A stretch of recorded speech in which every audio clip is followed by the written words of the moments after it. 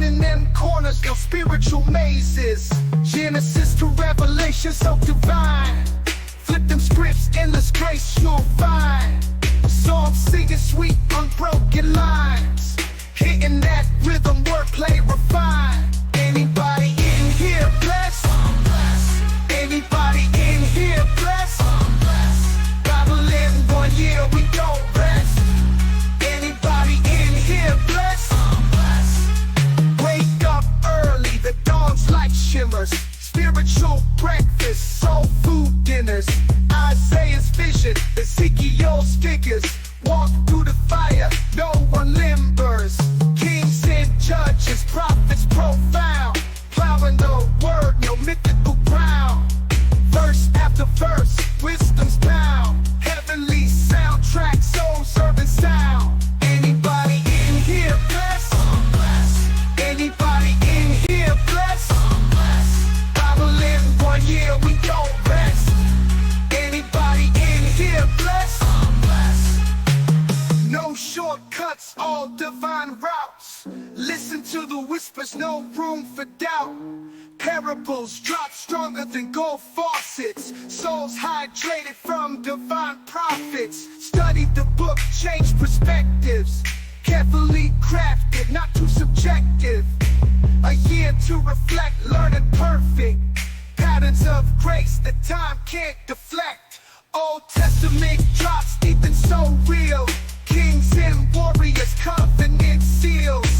Split that Red Sea, divine reveal.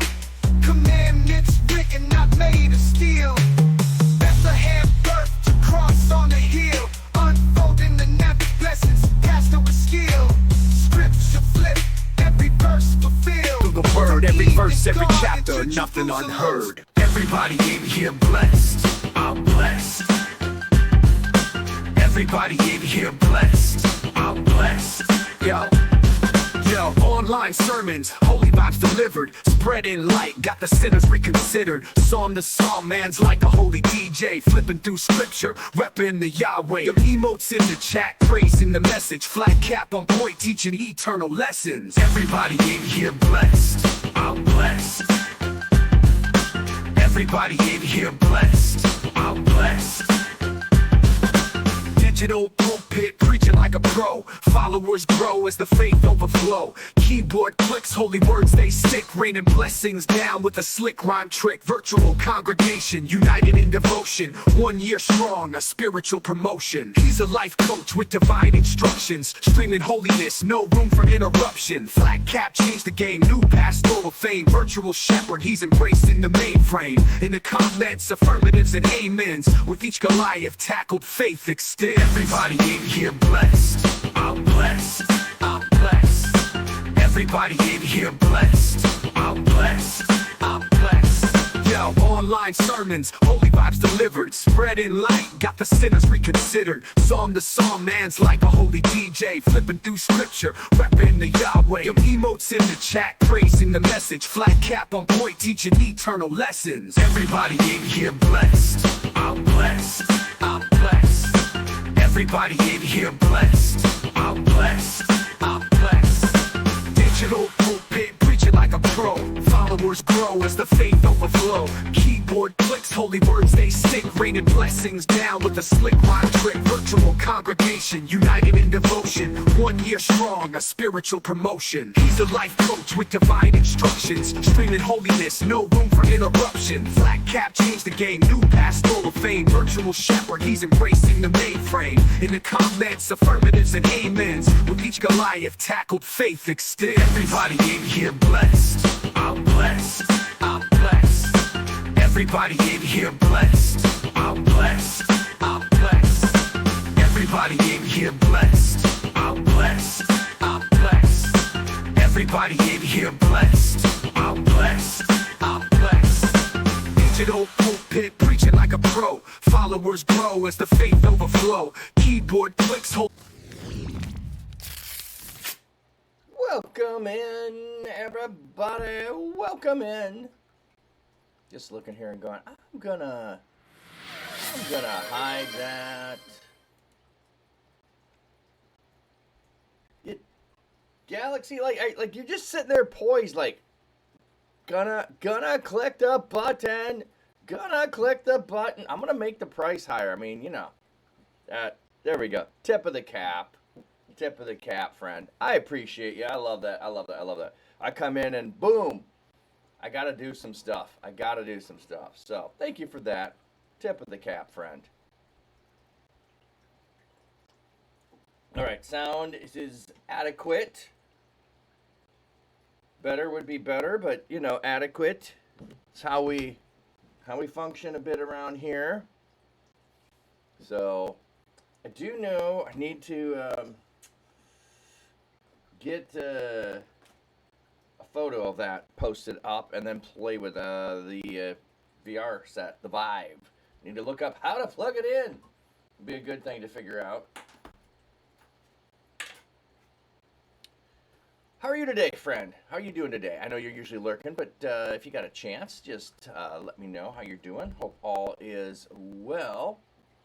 Just looking, I adjusted the cam and forgot about the frame that makes me look shorter. That'll work. Let's see how it works if I move over here. Wrong button. Sorry, everybody. Oh, there we go. You can see the ReachCon F up there. I'm gonna go ahead and take the You're good. How about you? I'm doing good. What is the overlay? Is that the one I want? No, that's not it. I don't know what that is. There's one. Just popping those off. ReachCon is over. So I don't need to fully have all the overlays sitting there, I don't feel like. But it was fantastic. The ReachCon Discord server has been fantastic, and expect to figure out some collabs with other streamers. I got to figure some collabs out. So, not sure what it's going to look like. Maybe what it'll be if they play a game that I have never played before, and I have a copy of it. I'll join them to play a game, but I don't know. I'll have to figure it out. I'm like that weird anomaly, one of the weird anomalies on Twitch. It's like, oh, what game do you play? Well, I have played BG3 and some marbles, but that's it.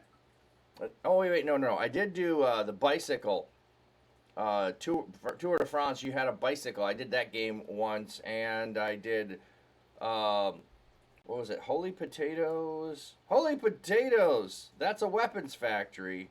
And I tried Space Beat. So I have done like one-off. Yeah, Pro Cycling Manager. That's the one. Which actually was kind of fun. I don't know how fun that is to watch, though. That was kind of it. Like, yeah, watch me set up a bicycle team and let them race. And I sit and watch them race. Yay! I am planning on Zero Gate again, or Gate Zero. I don't know why I want to call it Zero Gate instead of Gate Zero. Oh, by the way, Galaxy, since you're here, let me show you some swag I got.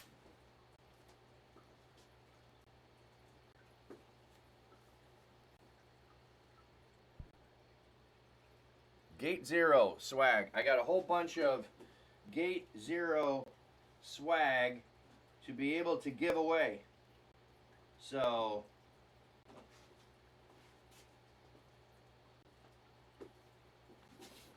I've got eight t-shirts that I will be giving away on Blessing Boat. So if you're here for Blessing Boat, I'll be giving away some t-shirts, and haven't figured out what I'm going to do to have people qualify to win a t-shirt, but I'll be giving those away for Blessing Boat. So let's see where we are today.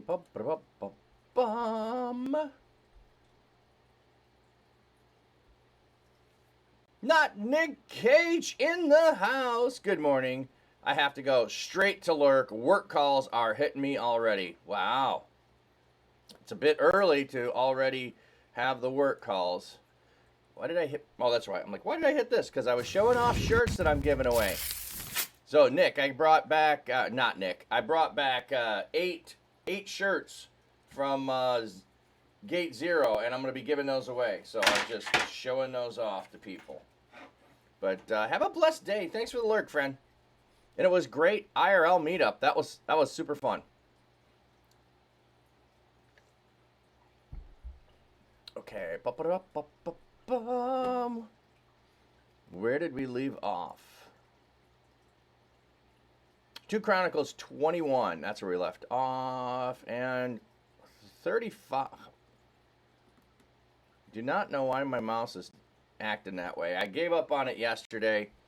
I played with it a little bit afterwards and figured out a workaround that was working for a while, but don't know why. You know what? Maybe change the resistance. See if that does. I'm going to lower the resistance. Don't know if that does anything or not. But we shall see. We shall see. So we're in 21. And great jumpin' Jehoshaphat passed away. That was the last thing that we read about, was the things that he did. And we have a couple of times where the kings of Judah make alliances with Israel, and Israel is never serving God. There is not a king of Israel that serves God. They all do whatever they want. They serve the Baals, they serve the Asherahs, they do sacrifice. They're never, ever following God. And on occasion, on a couple of occasions, they have alliances with the southern kingdom of Judah. And Judah's getting judged for it because they didn't inquire of God when they went to help Israel. They felt like it was a nice alliance to have. Or they went against Judah. Instead of trusting in God, they relied on other enemies around them to make alliance with to go against Israel. And so Chronicles is about the spiritual condition of the people of God. So that's what we've been reading through. So we're going to move on to the next one. His brothers, Jehoshaphat's sons, were Azariah, Jechiel, Zechariah, Azariah, Michael, and Shephatiah. Shephatiah, bringing the menu out. No, sorry, wrong spelling there. Not chef. Chef. Not chef. Chef. Not CHEF, but SHEPH. Weird. All these were sons of King Jehoshaphat of Israel. Okay, so there are a few times, I already looked at the footnote here, a few times where in Chronicles it says Israel when it's clearly Judah. So does it mean Israel, the people of Israel as a whole, rather than kingdom? And so the Net Bible goes with what the text says, but the footnote tells us that some translations substitute Judah for Israel so people don't get confused. I can respect that. That's one of those things, right? I think that's an okay thing to do. But I think I want to go look up Shephatiah. Shephatiah. Okay, Ayah is going to have God in there. The chef for God. Hey, Johnny Darko. Good morning. Welcome in. 2 Chronicles 21. Let's go look up the chef's name. His name is going to mean Boy RD. No, just kidding. 2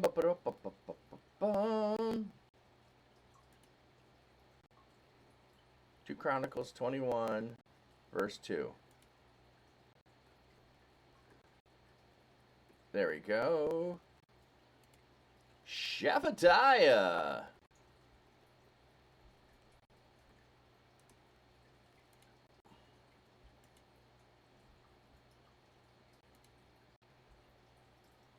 Strong's H8203. Shephet Shephet. Shephet. It And is, second entry, Shephet Yahu. Shephet. It's blueletterbible.org. So God has judged is the name. So it didn't. So I was talking with G-Funk Railroad. If you know G-Funk Railroad. Yes. Here I'll put it up.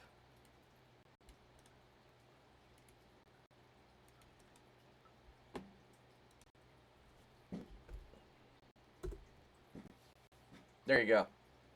Oh, no problem. I usually mention it, but it doesn't mean that you're paying attention. And I also know how sometimes hearing something said and reading something said are totally different. So blueletterbible.org. Wait.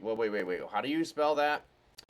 But I did notice, so there's Jump to Scripture Index from Brown Driver's Brig Lexicon. Anyway, I was just saying is G-Funk Railroad and I were both at ReachCon over the weekend and chatting a bit about using Blue Letter and stuff. And he uses a little bit differently than I do.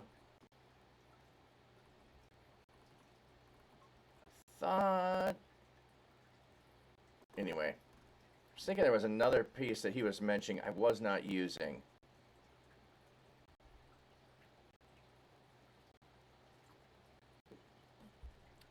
But I was thinking B-Dag or Dag B. Yeah, this is Brown Driver Briggs. Then there is B-Dag, and then there is Dag B. So, or Dag B, and then there's, yeah, these are just different abbreviations for lexicons and the different versions. They switch the order so that you know which one you're referring to. BDB, B-Dag, Dag B. All lexicons. And maybe I just misunderstood him. It was BDB, and I was thinking it was B-Dag. Okay, anyway, I did not think B-Dag was in here. I do not see B-Dag. Apps and tools. I'm just going to quick look on apps and tools. Which I've not looked before. I mean, they add stuff, but I use the stuff I've used before. Okay. Hey, I'm watching you people. Welcome in. Good to see you. So, anyway, God has judged. Interesting. I don't know that I want to be naming my kid God has judged. I mean, do you want to walk around your whole life feeling like you're judged? And oh, by the way, looks like the youngest, if these are in birth order, the youngest kid, yeah, that would not be so great to be the youngest. Okay, 1, 2, 3, 4, 5, 6 kids. How art thou? I am fairly well. I'm fairly well. Feel like this is healing pretty good. Get a little bit of redness in there where the skin is bunching around the elbow, so I'm keeping an eye on that for infection. But otherwise, doing good. All right. So we have the names of the sons, and I mentioned it was Israel. So we made it through one verse so far. You haven't missed much, I'm watching. Their father gave them many What? What are you jumping for on me? Their father gave them many presents, including silver, gold, and other precious items, along with fortified cities in Judah. But he gave the kingdom to Jehoram because he was the firstborn. Oh, I love kolachkis. When I was a kid, my great aunt had a big giant cookie tin that you got for Christmas.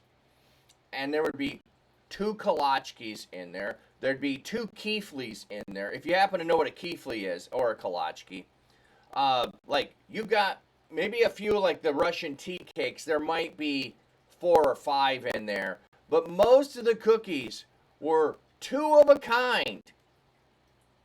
And you had to choose if you wanted the kolachki or the kefli because you weren't getting both. because there were 4 kids. And so I usually got the Kolachki. I really wanted the Keefly, but Kolachki, come on. And I usually got the Russian tea cakes because not a lot of others in the family wanted those. They wanted sugar cookies and bleh. But I know what some good cookies are. Okay. So interesting. It mentions Jehoram, his son replaced him as king. Then it mentions all the others, and then it says Jehoram was the king, was firstborn. Feels like we're getting extra information here for no reason. Perhaps what there is a parallelism somewhere else that's happening that just is not striking me or coming out to mind. Hey, Artsy Bible Nerd, welcome in, friend. Jehoram took control of his father's kingdom and became powerful. Okay, what's the footnote there?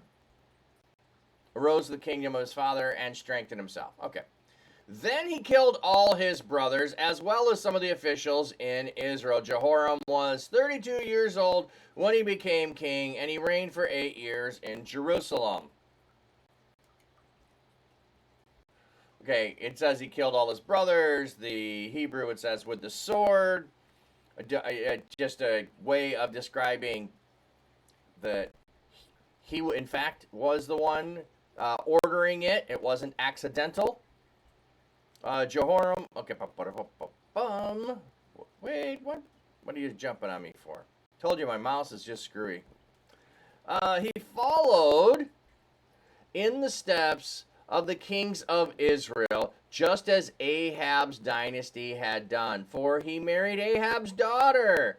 He did evil in the sight of the Lord, but the Lord was unwilling to destroy David's dynasty because of the promise he made to give David's a perpetual dynasty. Okay, so that might explain why.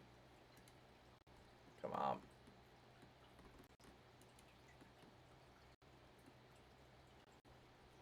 I'm going to use that, see if that works.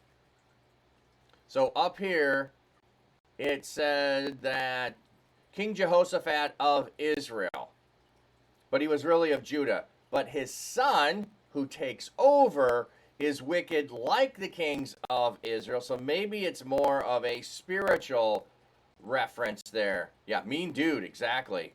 And the DW face is totally appropriate towards that. I'm feeling that.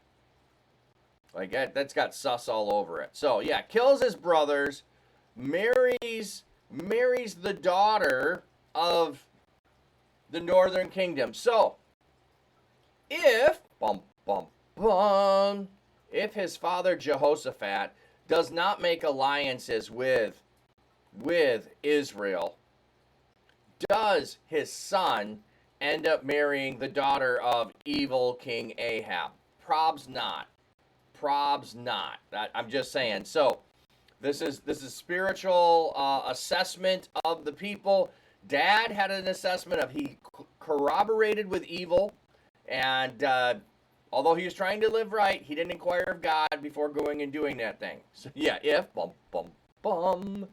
and so now his son does evil. Even though Dad didn't, he did a little bit of collaborating with evil. Son is taking it on. Okay. During Jehoram's reign,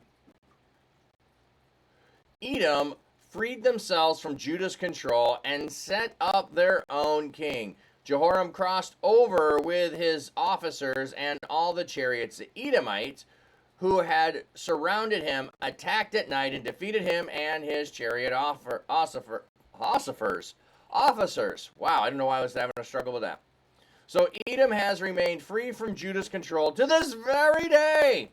So, punishment or consequences of becoming evil is losing control of something that had been under your control. At the same time, Libnah also rebelled and freed themselves from Judah's control because of Jehoram rejected the Lord God of his ancestors. See right there, it's equating the consequences of having control over other territories with not following God. So when they rebelled, when they came against you, God did not come to your aid. He also built high places on the hills of Judah. He encouraged the residents of Jerusalem to be unfaithful to the Lord and led Judah away from the Lord. Now, we only had that he married Ahab's daughter, but we had the previous tearing down of things, and now he's building them up. What's changed? He's married someone who isn't following God. That's the thing that's changed. Ooh, Jehoram received this letter from Elijah the prophet. Ooh, interesting. This is what the Lord God of your ancestor David says. You have not followed in the footsteps of your father Jehoshaphat and of King Asa of Judah, but have instead followed the footsteps of the kings of Israel. You encouraged the people of Judah and the residents of Jerusalem to be unfaithful to the Lord, just as the family of Ahab does in Israel. You also killed your brothers, members of your father's family, who were better than you. So look, the Lord is about to severely afflict your people, your sons, your wives, and all you own. And you will get a serious chronic intestinal disease, which will cause your intestines to come out. Not only, I feel like, an announcer, Not only did you kill your own brothers, members of your father's family, who were better than you. So look, the Lord is about to severely afflict your people. Not only is he going to afflict your people, he's going to afflict your sons, your wives, and everything that you own. Not only is he going to afflict all of them, but you yourself will be receiving a serious chronic intestinal disease, which... not only that, it will cause your intestines to come out. This is all that you won for being unfaithful to God, marrying a woman who does not follow God, and killing all your brothers. It's all yours. Take it away.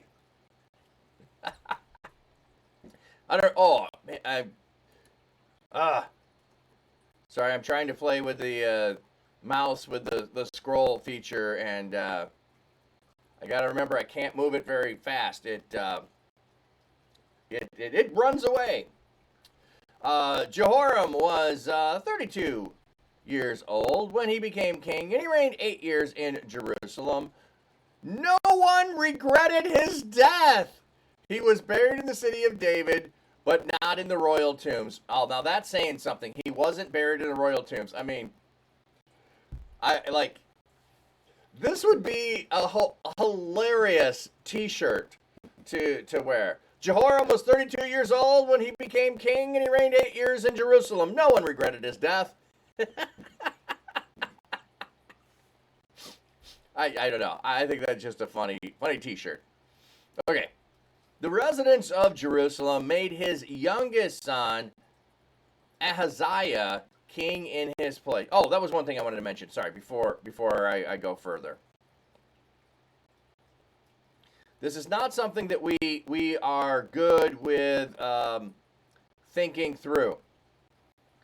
But he, as the leader of the people, when his sin is done, it is a instituting of sin on the corporate level, because he is setting up Asherah poles and those things, and the people are straying away from God. So it is corporate sin that is taking place. So the diseases and the things that happen that affect his people are because of the corporate nature of him as the leader of the people. Yes, they participate as well in doing the things, but it's not him alone. He entices them to it. He invites them to it. He encourages them to it.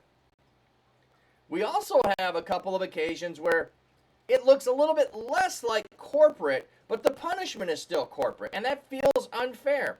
Like David, when he did a census, the punishment was towards all the people. It wasn't just a punishment on David. At least it feels that way. It looks that way. But we have this binary thought of me and me alone. I face only consequences for myself. But I'll give you an example where it's not only consequences for yourself that take place. If I get arrested, doesn't matter what I do. I'll just say, wait, embezzlement from the church. A thing that could happen with a pastor. I get arrested for embezzlement from the church, and I go away for, we'll just say a nice round 12 years, because that's a biblical number. I go away for 12 years, and you think there's an impact on my family? You think there's an impact on my family? Yes, absolutely there is. It's not just a thing that could only affect me. The consequences of that are going to have ripple effects and impact. If I'm serving in a church, the church. If I've got kids, which I do, my kids. If I've got grandkids, which I don't, but they could come along in those 12 years, them. My wife, my parents. There is no solo or very few things that you could actually do that only impact you as a sinner. There are very few things that are no consequences, no results on the people surrounding you. So we don't often like to talk about or think about corporate nature of sin, but here's one of those places where Scripture points out that when we do things, we do impact others around us. So I just wanted to pause on that before we go further. So the residents of Jerusalem made his youngest son, Ahaziah, king in his place. For the raiding party that invaded the camp with the Arabs had killed all the older sons. So Ahaziah, son of Jehoram, became king of Judah. Ahaziah was 22 years old when he became king, and he reigned for 1 year in Jerusalem. Oh no. He became king and he reigned for 1 year in Jerusalem. His mother, Athaliah, the granddaughter of Omri, he followed in the footsteps of Ahab's dynasty, for his mother gave him evil advice. He did evil in the sight of the Lord, like Ahab's dynasty became after his father's death. They gave him advice that led to his destruction. He followed their advice and joined Ahab's son, King Joram of Israel, in battle against King Hazael of Syria at Ramoth Gilead, in which the Syrians defeated Joram. Joram returned to Jezreel to recover from the wounds he received from the Syrians in Ramah.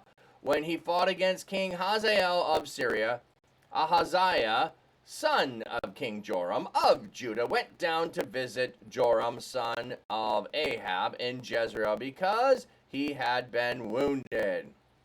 Okay, so we're getting a section here of kings collaborating with the northern kingdom. Turns out bad. Now we have marriages in the northern kingdom. Turns out worse. God brought about Ahaziah's downfall through his visit to Joram. When Ahaziah arrived, he went out with Joram to meet Jehu, son of Nimshi, whom the Lord had commissioned to wipe out Ahab's family. While Jehu was dishing out punishment to Ahab's family, he discovered the officials of Judah and the sons of Ahaziah's relatives who were serving Ahaziah and killed them. He looked for Ahaziah, who was captured while hiding in Samaria. He brought him to Jehu and then executed him. They did give him a burial, for they reasoned he was the son of Jehoshaphat, who sought the Lord with his whole heart.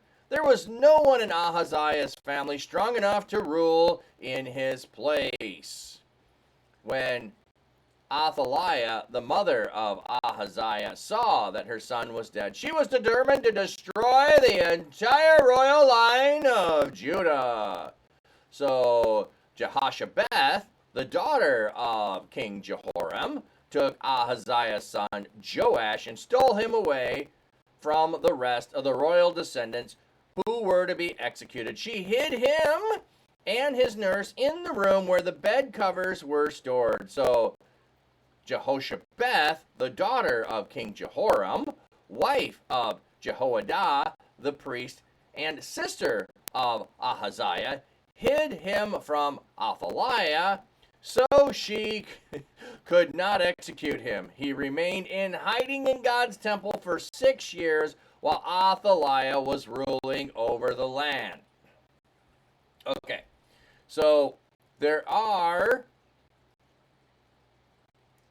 2 women who are queens who rule, one in Judah and one in Israel. And you'll notice as we've gotten after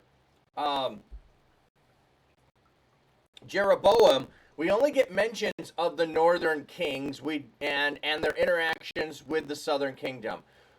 Kings covers both kingdoms back and forth. Chronicles is simply looking at the people of Judah and their assessment of what is going on, of being righteous or being unrighteous, of following God and not following God, of the spiritual health. The spiritual health of the north was just bad since Jeroboam. There's no need to assess it. The only thing we get is some people in the northern kingdom who don't want to go along with the status quo of the evil kings and the substitute priests who aren't Levites, is they go to the southern kingdom to hang out and to become part of the southern kingdom. So we have, at times, different mentions of them. Otherwise, the north is bad, only bad, always bad. The southern kingdom, sometimes bad, sometimes good, sometimes horrible. Okay, so let's look at some names. So Chronicles 22. I was waiting until we got all of these. Okay. So we have Athaliah. Sounds like she's a liar. The mother of Ahaziah saw that her son was dead. She arose and destroyed the seed. Oh, okay. So just a pause here. Seed. Okay, if we go back to the garden, and it's the seed of the woman who is going to be the rescuer of mankind, and which means the offspring. But seed literally is the word that is used there. She's destroying the seed, which is where the promised Messiah is going to come from. Very interesting. But Jehoshabeth, the daughter of the king, took Joash, the son of Ahaziah, and stole him among the king. The nurse.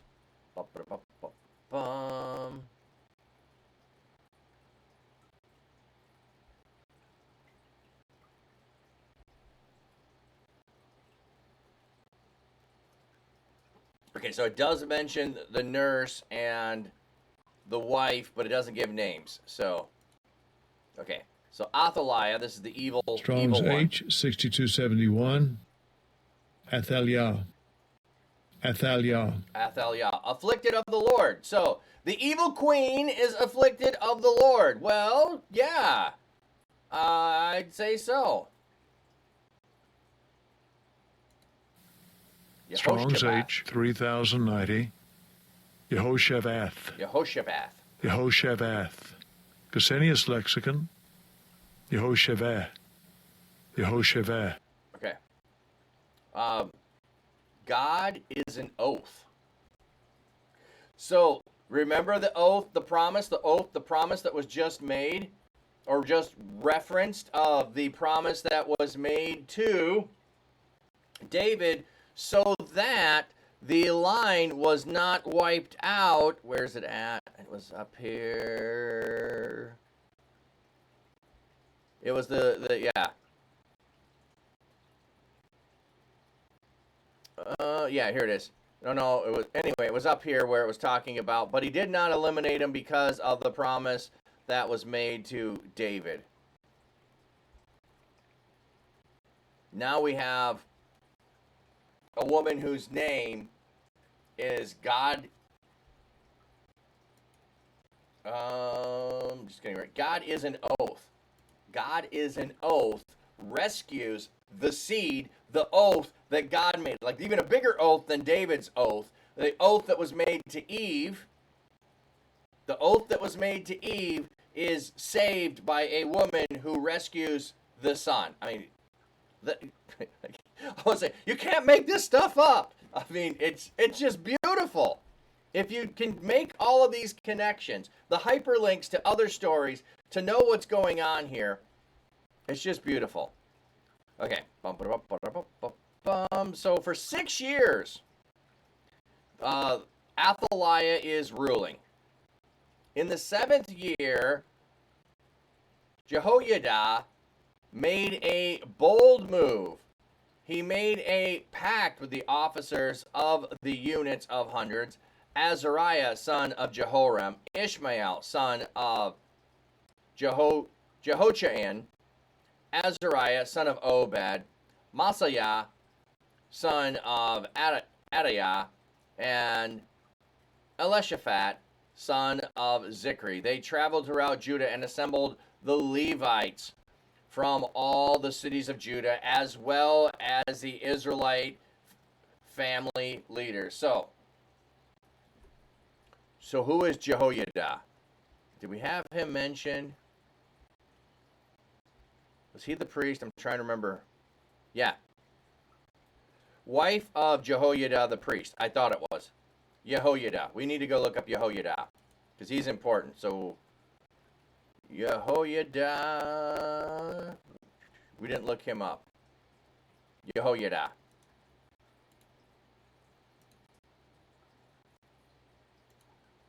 Strong's H 3077. God knows. Jehoiada. Oh, I should have seen that. Jehoiada. Yada. Right here. Yada is to know.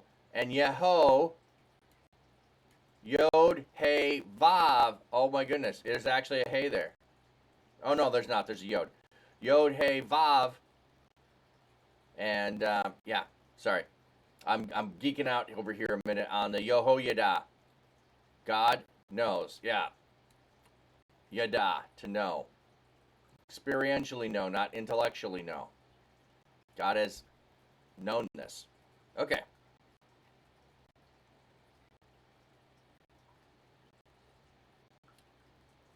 Okay, where do we at? This looks like it's jumped on me.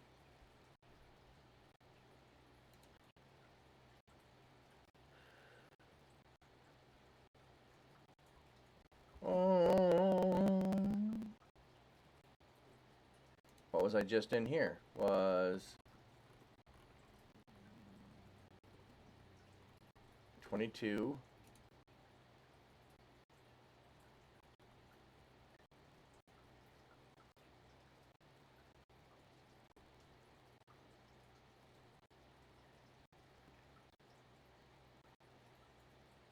Okay.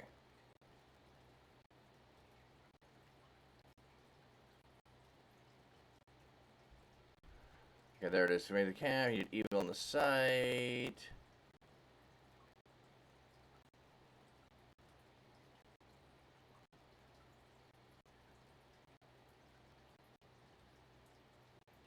Okay, yeah. Okay.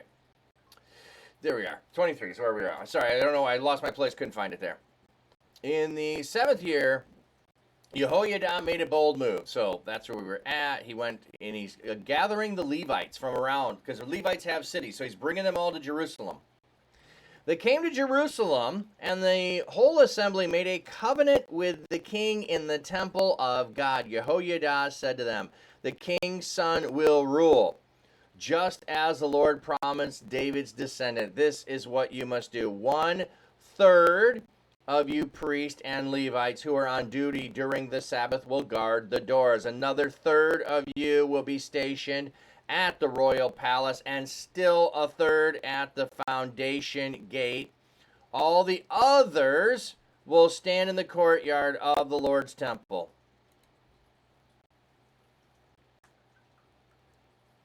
Okay, all the others being all the people. Okay, because I'm like going, wait a minute, if you have 1/3, 1/3, and 1/3, and then all the others, what do you mean all the others? Okay, all of the non-priest and Levites will stand in the courtyard. No one must enter the Lord's temple except the priest and the Levites who are on duty. They may enter because they are ceremonially pure.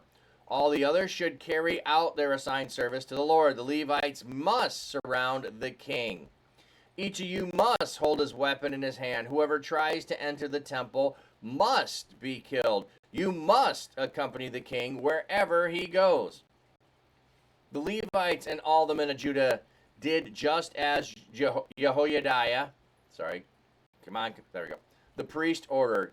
Each of them took his men, those who were on duty during the Sabbath, as well as those who were off duty during the Sabbath. Jehoiada, the priest, did not release his division from their duties. Jehoiada, the priest, gave to the officers of the units of hundreds King David's spear and shields. They were kept in God's temple. He placed the men at their post, each holding his weapon in his hand. They lined up from the south side of the temple to the north side and stood near the altar and the temple surrounding the king. Jehoiada and his sons led out the king's son and placed on him the crown and the royal insignia. They proclaimed him king and poured olive oil on his head. They declared, "Long live the king." When Athaliah heard the royal guards shouting and praising the king, she joined the crowd at the Lord's temple. Then she saw the king standing by the pillar at the entrance. The officers and trumpeters stood beside the king, and all the people of the land were celebrating and blowing trumpets. And the musicians with various instruments, including banjos and ukuleles, were leading the celebration. Athaliah tore her clothes and yelled, "Treason! Treason!" Okay, what's the footnote there? In the days of Edom rebelled from under the hand of Judah and enthroned a king over him. What? That footnote don't make sense. That's got to be wrong.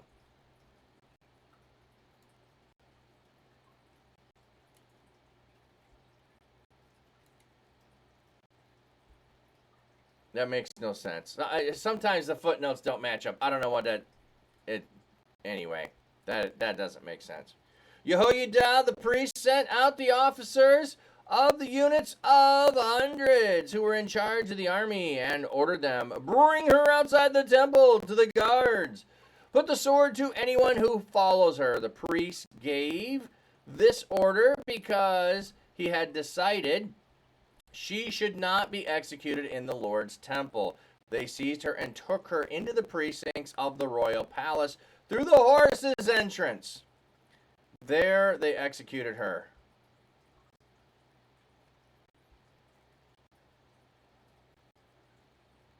Jehoram. Yeah, that's the wrong one. Jehoiada then drew up a covenant stipulating that he, all the people, and the king should be loyal to the Lord. All the people went and demolished the temple of Baal. They smashed the altars and idols. They killed Matan, the priest of Baal, in front of the altars. Jehoiada then assigned the duties of the Lord's temple to the priests, the Levites whom David had assigned to the Lord's temple. They were responsible for offering burnt offerings to the Lord with joy and music, according to the law of Moses and the edict of David. Yes, Hulk smash. He posted guards at the gates of the Lord's temple, so no one who was ceremonially unclean in any way could enter. He summoned the officers of the units of hundreds, the nobles, the rulers of the people, and all the people of the land. And he then led the king down from the Lord's temple. They entered the royal palace through the upper gate and seated the king on the royal throne. All the people of the land celebrated, for the city had rest now that they had killed Athaliah.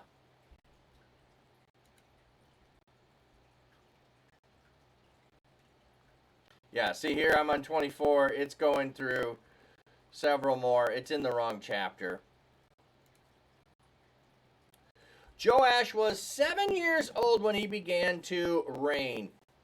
He reigned for 40 years in Jerusalem. His mother was Zibiah, who was from Beersheba. Joash did what the Lord approved. Throughout the lifetime of Jehoiada the priest, Jehoiada chose 2 wives for him who gave him sons and daughters. So interesting thing here. Okay, so let's back up. Joash must be infant when he's rescued, because it says he was in the temple for 7 years, then at age 7 he becomes king. So they're not being precise here. 7 being the number of totality, of completeness. They have a complete period of preparation for him in the priest, in the temple. The priest is teaching him the law all that time. He's hidden out in the temple. The only thing he knows and experiences is what the priest does. Oh, and so the priest chooses 2 wives. He's not multiplying wives. He's not doing like other guys have done, other kings have done. You know, let me give you 5, 6, 7, a dozen, or 700. You know, let's just have a few more. Okay, and so he just has 2. And there's the connection directly with him. But let's go look up his mother's name, Zibiah. 24.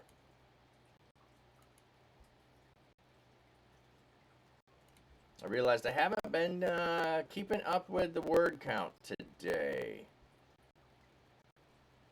So we'll need to throw a few of those in there. Zibiah. Strong's H, 6645. Sivya. Sivya. Second entry, Sevoyim. Sevoyim.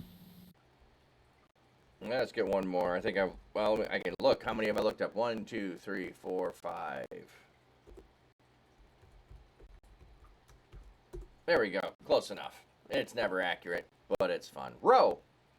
Okay. That's interesting. Not a great name to name your kid, I would think, but okay. Later, Joash was determined to repair the Lord's temple. So he grew up in the temple for 7 years, and he sees how dilapidated it is. Once he's in power and he's able to have fullness of his power, he goes, we're repairing that.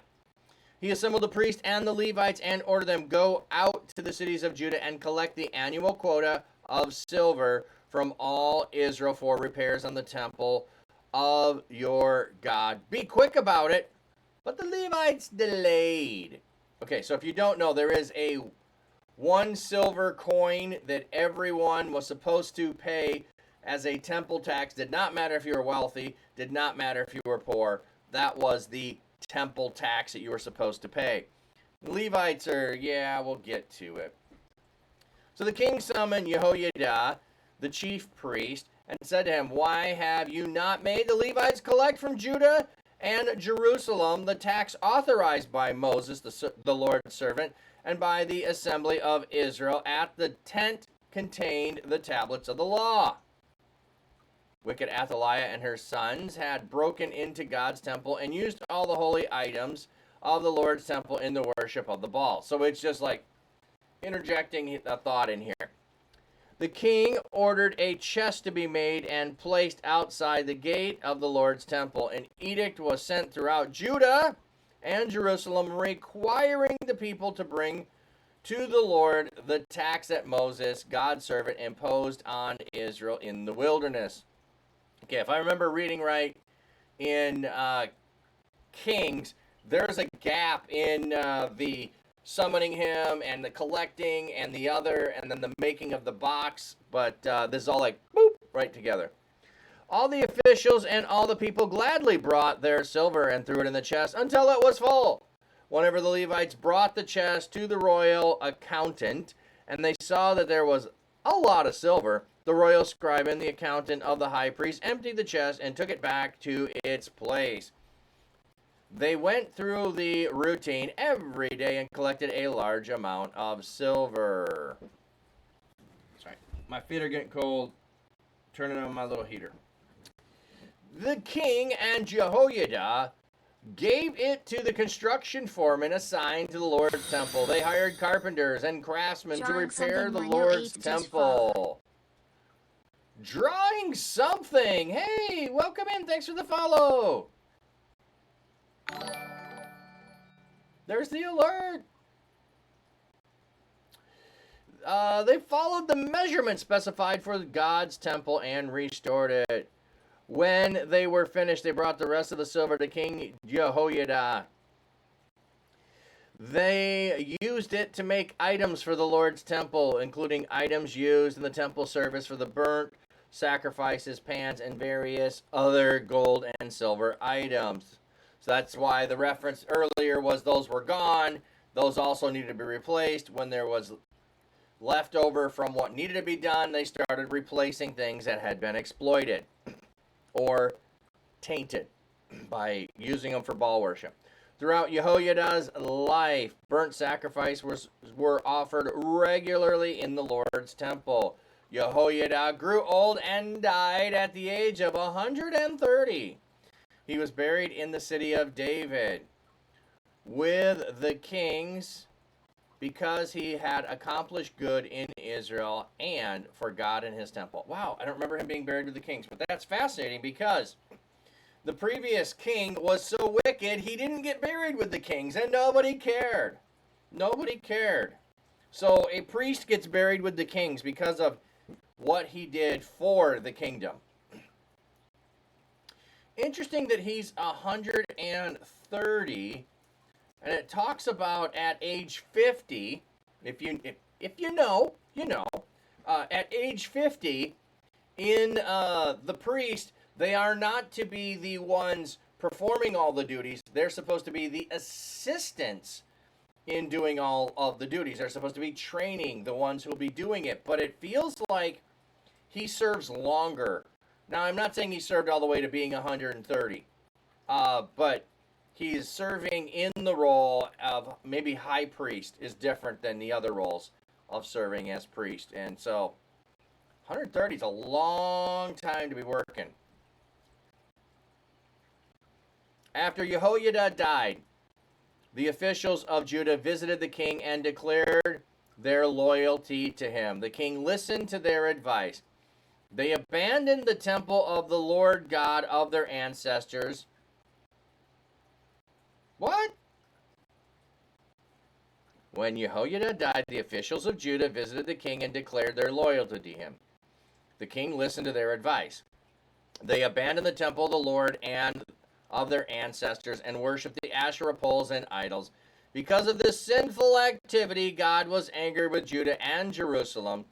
The Lord sent prophets among them to lead them back to him. They warned the people, but they would pay no attention. God's Spirit energized Zechariah, son of Jehoiada the priest. Okay. When I was reading that, I wasn't clear if the king was participating in that or not. It's still not clear. It said they abandoned the temple. Then it said the king listened to their advice and they abandoned the temple. So that's where I was getting confused. So still not sure.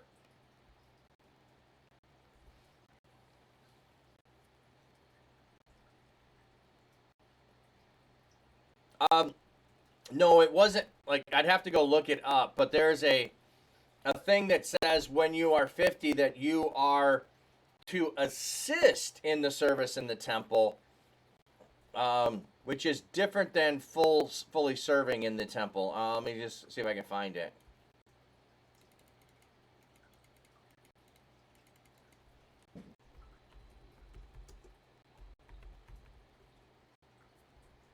And I can never get my vowels in the right order.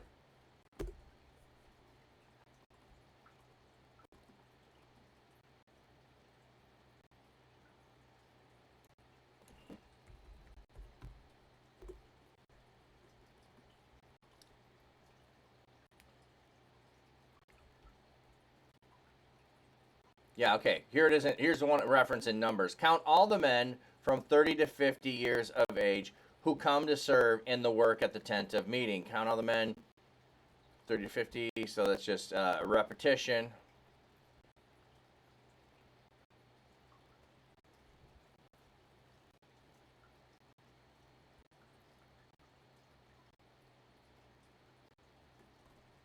All right, so somewhere, I'm going to guess his number is 4, so let's just go look at full chapter. I was thinking it was Levi, or Leviticus, not Levi. Why not? Oh, that was weird.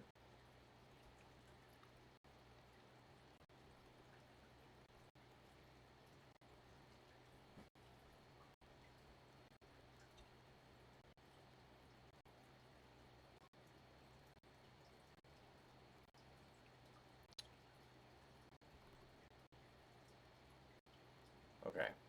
It didn't give me where I was at. Where was I at? So, numbers 4. Yeah, let's just go in context.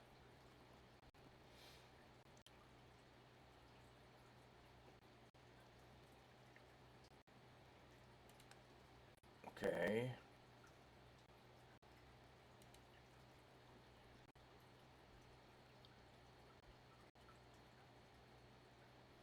Well, this is just repeating all of it. So you can see here that 30 to 50 is where you do the work. There's somewhere else where it makes another reference. So this is all the different divisions of all the different groups is what we have. Maybe this one will have it.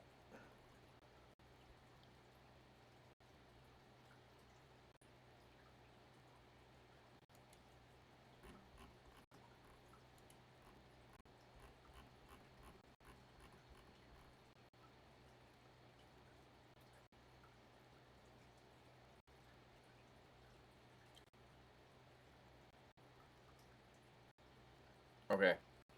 That's the counting in numbers, but so maybe there is let me do this, 30 to 50. See if there's anything in Leviticus.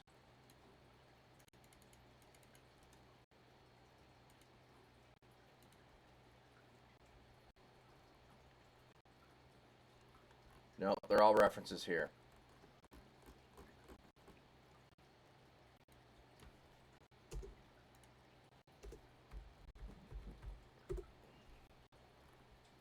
The problem is not knowing what version my brain has. Oh,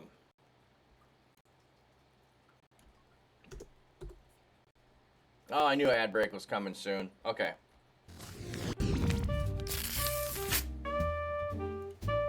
Flat Cat Pastor rocks his tweet, streaming life by the reeds. Fish pond calm and glassy clear, view it all right from here. Dapper man with sax in hand, plays tunes by his quiet land. Acoustic guitar in the breeze serenades the fish with ease. Watch the fish, they swim along to the rhythm of his song. Flat Cat Pastor shows the way, stream it live come what may. With his cam he shows it all, little fish both big and small. Life in ponds so serene, nature's beauty on a screen. See the ripples, watch the flow, hear the music, gentle glow. Flat Cap's charm and calming tone makes the fish feel right at home. Watch the fish, they swim along. All right, so the fish have been fed. Okay, so that whole section there is talking about those that are 30 to 50. They're doing all the work, and it goes through all of it. So I thought there was a reference in one of those parts that when you reach age 50, you are to essentially be a master to the apprentices who are coming on and training those who are coming behind you. So rather than full-time participation in ministry when you're age 50. So that's what I was referring to and thinking about. And then reference to being 130. Seemed like a really, really long time. Okay. So here we back to where we were. The Lord is sending prophets to lead them back. They warned the people, but they would not pay attention. God's Spirit energized Zechariah, son of Jehoiada the priest. He stood up before the people and said to them. So interesting. The son of the priest is so energized to do this, but they didn't listen to the prophets that came. This is what the Lord God says. Why are you violating the commands of the Lord? You will not be prosperous because you have rejected the Lord. He has rejected you.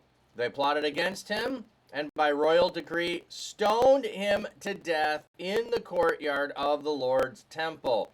King Joash disregarded the loyalty Zechariah's father Jehoiada had shown him and killed Jehoiada's son. Oh.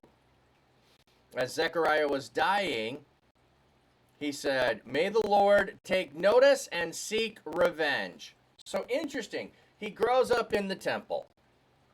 He then wants to do everything to restore the temple. But then after the priest dies, he gets persuaded to not do that anymore. And he kills the son of the man who raised him. Like, dude, seriously.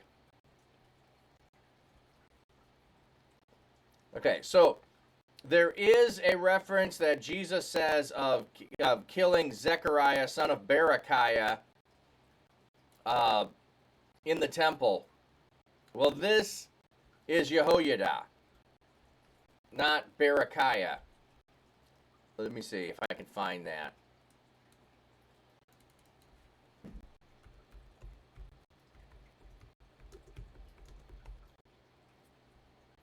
If I could spell Zechariah right.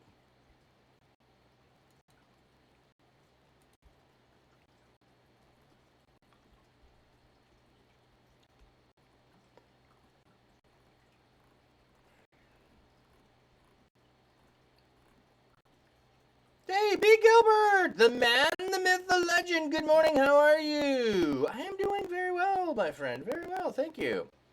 Hope you're doing well. How's the study going? Wade Mock, is this the same Zechariah that wrote the book or another?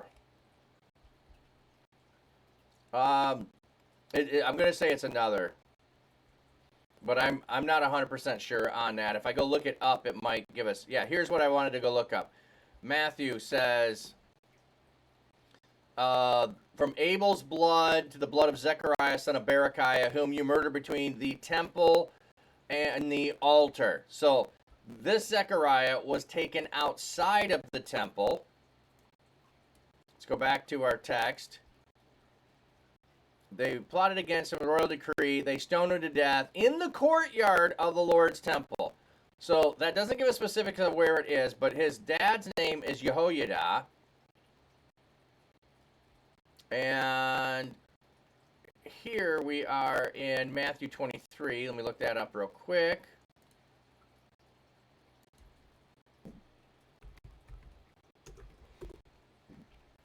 Because there is the possibility of variant between Hebrew and Greek, but Berechiah, I'm guessing probably not. Greek is going to be Hebrew anyway, so 35. Yes, sir. It's going well. Good. Good to hear that.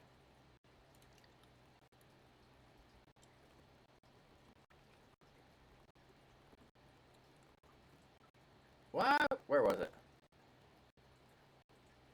Oh, I went 25. I got to go to 35. There we go.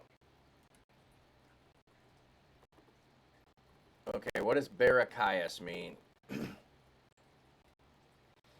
Oh, we can also look up Zechariah here. Zechariah. Oh, I might not do it because that's the Greek version. I'll have to go look up in the other. Meaning, remembered of God. So Zechariah means remembered of God, or Zecharias.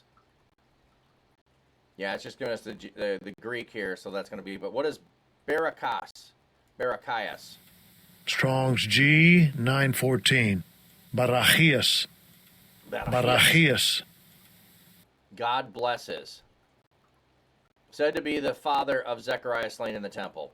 And then, who's he talking about in the Old Testament? Who is he talking about in the Old Testament as part of the, what does this mean? So, Zechariah, the son of who God blesses.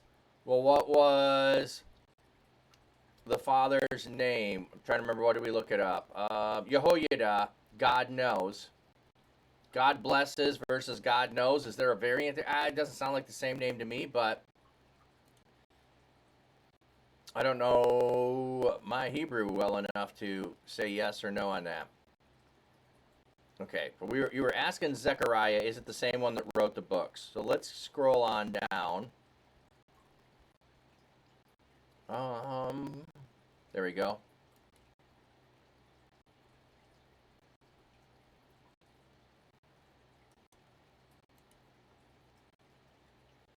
Because Jehoiada is the guy that lived a long time. So, God remembers. So here's all the different references of Zechariah. 11th in order of the minor prophets, a prophet, son of Berechiah, the grandson of Edu. Because so here we have the son of Berechiah, the grandson of Edu, who, along with Haggai, directed the rebuilding of the temple in the days of Zerubbabel. So, the Zechariah that wrote is later, after temple destruction. So, your question is, Wade, this is a different Zechariah than the one who wrote the book. The one who wrote the book is after exile. So, good question. I didn't think it was the same, but I'd rather look it up than be wrong. And then it's going to go, so son of Berechiah. Okay. At the beginning of the year, the Syrian army attacked Joash and invaded Judah and Jerusalem. They wiped out all the leaders of the people and sent all the plunder they gathered to the king of Damascus. Even though the invading Syrian army was relatively weak, the Lord handed them Judah's very large army, for the people of Judah had abandoned the Lord God of their ancestors. The Syrians gave Joash what he deserved. Well, that's interesting. What does the phrasing footnote tell me? Executed judgments on Joash. I like that better than what he deserved. I'm sorry, I'm not a fan of the phrase deserved. When they withdrew, they left Joash badly wounded. His servants plotted against him because of what he had done to the son of Jehoiada the priest. They murdered him on his bed. Thus he died and was buried in the city of David, but not in the tombs of the kings. The conspirators were Zabad, son of Shimeath, an Ammonite woman, and Jehozabad, son of Shimrith, a Moabite woman. So, Zabad and Jehozabad. Okay, 26. We got to look these names up. We got two guys' names very similar to each other. And we've got two women mentioned. It calls for looking up names. Zabad, Bad, Leroy Brown. Oh, no. And Jehozabad. God is so bad. And we have Shimrith and Shimeath. You thought it too. Yes. Oh, yeah, I do. Yeah, Zabad. Strong's H 2066. Zavad. Okay. He endows. Okay. I'm going to guess that the other one is that God endows. Oh, sorry. I needed that one. God has endowed. Yeah, he endowed, Zabad endowed, or Yeho. So Yeho, God, God endowed. And mom's name, Shimeath, Strong's H 8100. Shimath. Shemath, Shimath. is a report, and Shimrith, vigilant. Strong's H 8116. Shimrith. Okay. Shimrith. Okay. So you've got the Sheen, the Mame, and the Rosh. So I want to go look and see what the letters are on the other name. Yeah, the Sheen. Yeah. So the Sheem is the same, and then you have Oth versus Roth. Okay. Anyway, I'm just playing with my Hebrew here. We'll go back. We'll go back. So we have the conspirators were endowed. Like, just read that as the name. The conspirators were endowed and endowed of God. All right. The list of Joash's sons, the many prolific oracles about him, and the account of his building project on God's temple are included in the record of the scroll of the kings. His son Amaziah replaced him as king. So if you're just joining us in Chronicles, Chronicles is a spiritual assessment given to the history of the people after they are returning from exile. So it doesn't mention every king with a lot of detail. It does not go into details about the northern kingdom because the northern kingdom is not returning from exile with them. It does include some from the northern kingdom who chose to follow God and went to the southern kingdom. But the northern kingdom is bad, bad, all the time bad, never any good. So it mentions Joab, and after that, it's like only if there is interaction between the southern kingdom and the northern kingdom. So no matter how bad Ahab was, Ahab is only mentioned because other kings were connected with him by marriage and by battles. So we're getting the spiritual condition of the people, which shows up in the spiritual condition of the leaders of the people. And this is another one of those. He starts from age 7 and he is following after God, and he is led by the people, by the priest. He grew up with the priest, and after that influence in his life died, he was willing to go along with what others wanted. I mean, if that's not a warning to stay vigilant and follow after God, and Paul talks about finish the race, not faltering in the end. It makes me nervous at times thinking about that.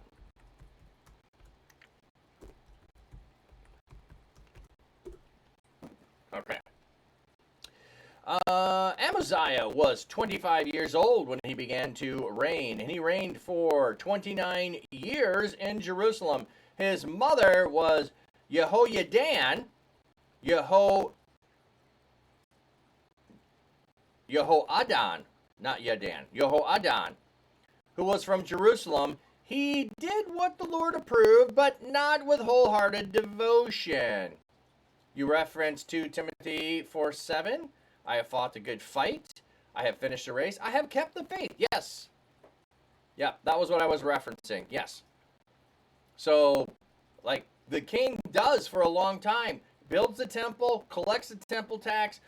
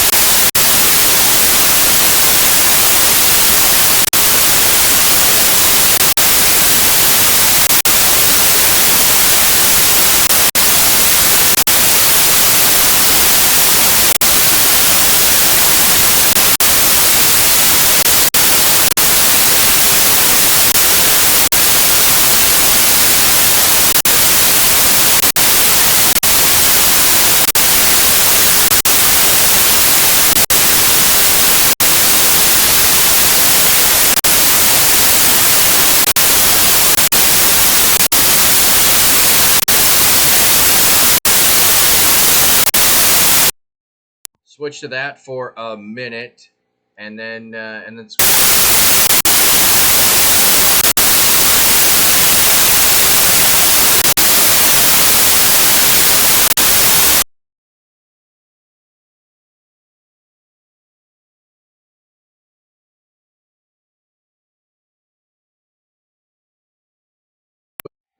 so now I'm not on my regular mic. I unplugged the other, so let me plug it back in, because this is going to sound like I'm farther away. I know that.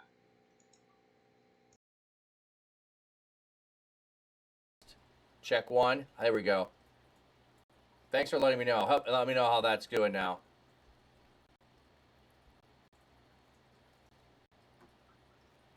Yeah, something on the audio distortion. It was like pegged. The meter was pegged all the way out, so whatever the background noise was really there.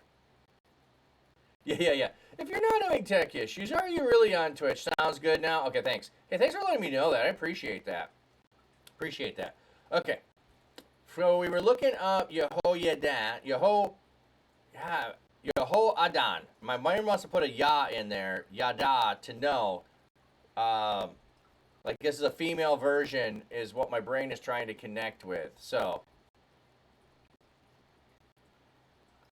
Yehoiada is who we previously had. So I'm wondering if this is some variant, but it's Yehoadan. Okay, let's see what we get here. Strong's H 3086. Yehoadan. Yehoadan. Yehoadan. Delights. Delight. So it's not to know, it's to delight. Aha. So God delights. God delights. It's still popping, but you can understand. Okay.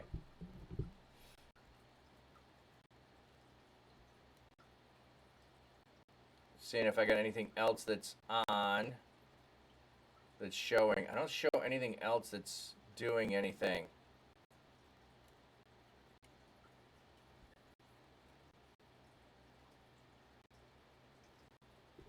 I'm not sure I can. From what it's showing me, I don't know if I can make any more changes on that. Let me see. Properties. Oh. That's weird. My microphone disappeared on me.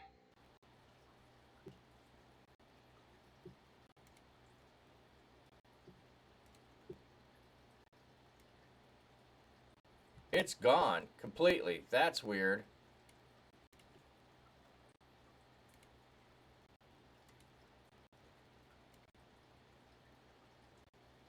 I wish I could show you when it does that. It like changed the name of it, and let me know if it's doing better now.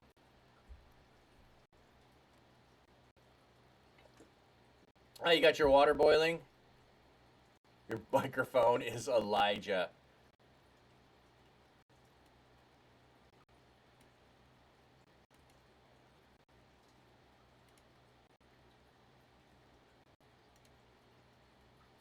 Well, I'm not sure what to do with that.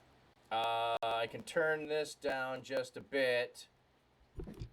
Let me know if that helps at all.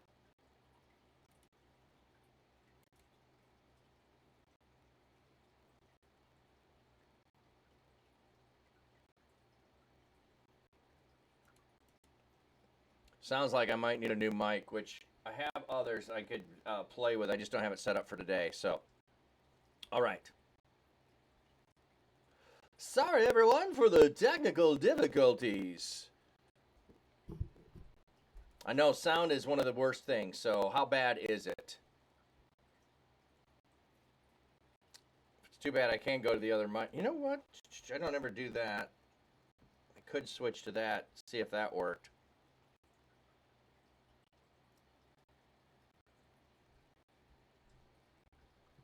I'm not sure if I want to do that. Okay. Amaziah was 25 years old.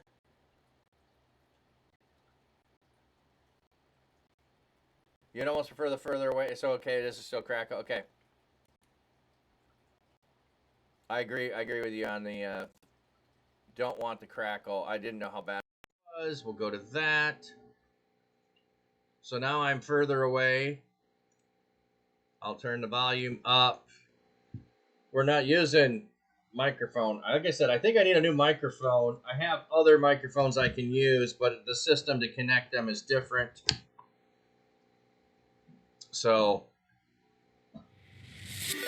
K-Man coming in with a raid. House just rated with 6 viewers. Yeah, it sounds more hollow. Yeah, I don't have any adjustments to be able to put on this. Welcome in, Raiders.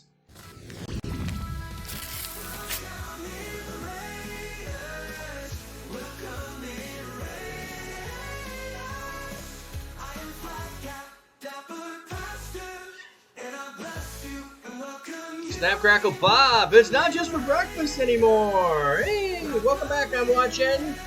Got a raid coming in. We can get a shout out for K-Man Aussie. How was your stream? How was everybody over there? Tell me one thing you love about K-Man. Thank you for the raid, friend. I haven't caught you in a little bit. So I hope you're doing well. Hope I was going to say summer, but it's not summer for you. It would be the opposite. I hope your winter fared well.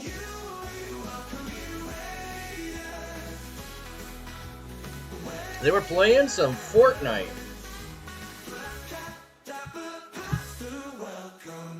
You're doing well? Good. Glad to hear that, friend. Big Bear! Thank you. Dap Cat Flapper Faster. How was Reach? Oh my goodness, Reach was so fantastic. It was. Oh, you're digging the song? Thanks. I had someone in the stream create those for me. All my songs are created by Trigger Boss 007.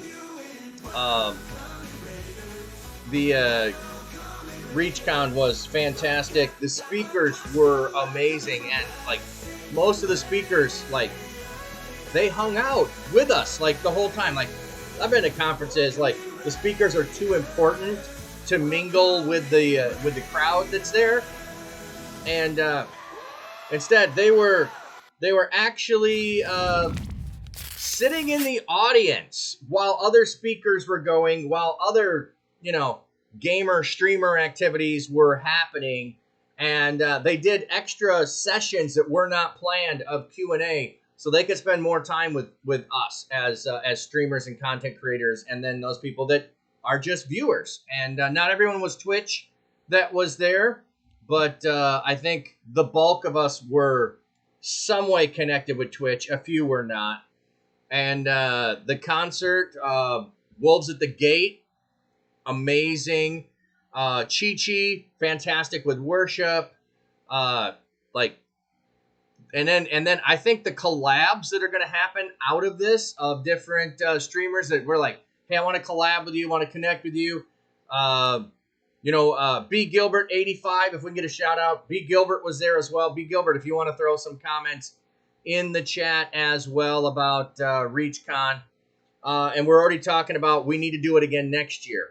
We definitely need to do it again next year. We have hopefully established something that shows that we can come together in unity and support and love and, encourage one another and collaborate. So, yeah, you hung out with the attendees, that kind of Christian conference I'd go to. Yeah, that's just it. It's like, it wasn't we've got all the knowledge and you shall listen to us. And then I didn't get to hang out in the other half because like you couldn't always be everywhere, but there was like a whole gamer room, like a room that was bigger than this. That I don't know, it had 4 rows maybe of games for everybody to be able to hang out and like play games together, which to me felt a little weird. Like I'm gonna sit at the computer, look at the screen so that I can play with you who are 3 seats away from me. But that I don't play MMOs, so I guess it probably wasn't weird for people that do. And then some other games happening, other kinds of other stuff. Oh, it was so good. Yeah, no shout out necessary, but yes, if you didn't go to ReachCon, you should go for 24/5 for sure. Yes. Yeah, whole PC LAN center with 4 double rows of PCs and a tournament area for Nintendo Smash Bros. And Mario. Oh, yeah, thanks. I forgot about that. And there was a dunk tank. So if you do know Pastor Susie, he got dunked. He got dunked. So, oh yeah, Jate Live was there as well. Yeah, you're using the Jate Live emote, which this is the fourth IRL meetup for me and Jate Live. Fourth IRL meetup for myself and Jate Live, and three of them have been in Orlando.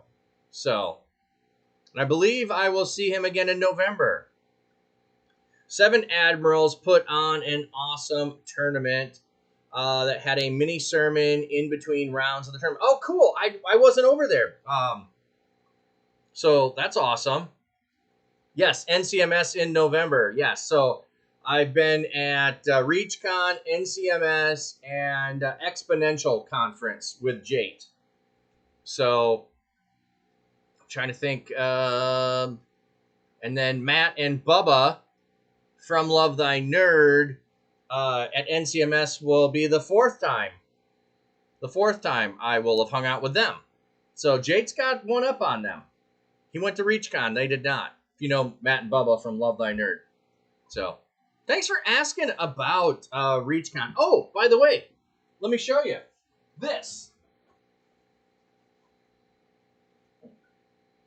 The streamers who were there, we all had a poster that was made that we could, it would advertise for us and we could hang out afterwards or take home afterwards, which they didn't fit into most of our suitcases. So we're walking through the airports. Hi, this is me. Yes, that's me. I wasn't doing it that way. I had it hidden. But, most of us had to walk back through the airport with our posters in hand. Oh my goodness, Jate Live. Yes, IRL hugs from Jate. He is a hug master, black belt hug master. I was going to look and see if anyone from ReachCon was on. I haven't looked yet. Let me go take a peek. We still got time. We still got a half hour plus to raid, but I wanted to try and see if anyone from ReachCon was on when we go to raid out. Oh, Aki was fantastic. Yes, Aki gives good hugs.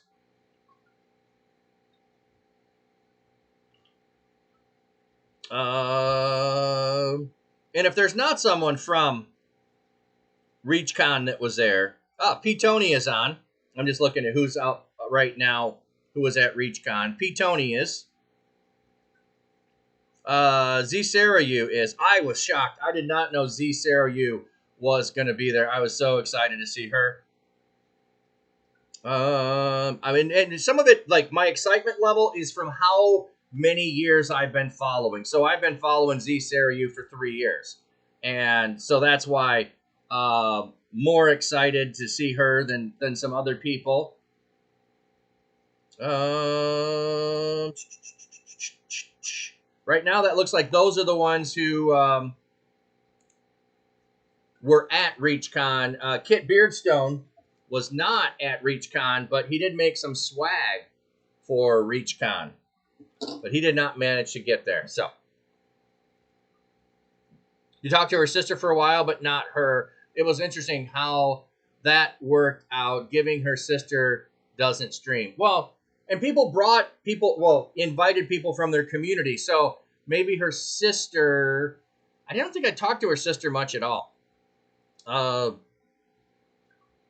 Yeah, some of it was like, I know the person or I know of the person. Do I have a conversation with the person? And I think somebody posted in the ReachCon Discord of, was it just me or did you feel awkward trying to have conversations with people that you only know on stream and you don't know super well? And it was like, yeah, totally.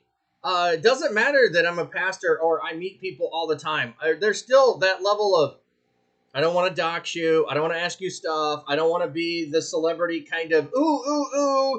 Tell me all about yourself. And it's like, there's always that level of awkward, like, What's a good question? What's an out of bounds question? What's inappropriate? What's invasion of privacy? When you run into people like that. So, yeah, I would have loved to have, with several people, spent a whole lot more time asking questions and, hey, tell me more about your life and all that. And it's like, have I earned the right to ask all those questions if I haven't hung out in their community long enough? So, but anyway, we're talking ReachCon next year. Don't know location. First possible location would be that it would once again be in Orlando. That would be the default, I would say, because the church has already said they're willing to do it again, which is awesome. Another thing would be to move it somewhere around the U.S. That would be, and then overseas, maybe not. Difficulty for a lot of the U.S. based people to get overseas, but opportunities for others to be able to make it. But one of the things we talked about, and if this happens, it'd be awesome. So we talked about doing more mini reach conferences. So maybe they're geographically able to drive. Yeah, imagine if it was in Australia. I know. So that's why I'm saying, K-Man, is if we did regional ones, for instance, if we did a Midwest one and we did it in Chicago, people from all the surrounding states could drive to Chicago from a couple hours away, but people could still fly in and do that. So maybe if we do some regional ones, then somebody might say, yeah, I'll come help you do one in Australia. Volunteer here, by the way. I'll go do one in Australia, and I'll help you do that. And I'll come in, and we'll bring in, and we could do a mini one but we got to figure that out. We're just throwing ideas around. Brisbane to host, Sydney. Yeah, who knows? Who knows? I mean, I know a number of streamers are in Sydney, so. COVID and power chair with a short in it has me touch starved. Yeah. I would greet anybody like a celebrity or morose like a toddler running towards somebody with a cookie and a juice box. Yes. Yeah. More so like that. Yeah. You've heard Gold Coast is easy to fly to and cheaper accommodations than Sydney, Brisbane. Oh, okay. I'm not sure.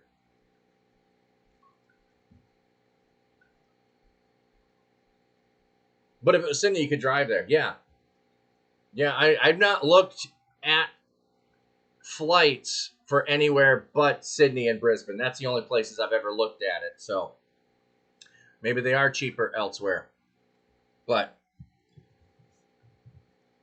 we'll have to wait and see. And I'll tell you what, the chat over yesterday or last 2 days was just blowing up in the Discord over there. So it was a blast. But I will certainly be letting people know if there is anything that does happen. So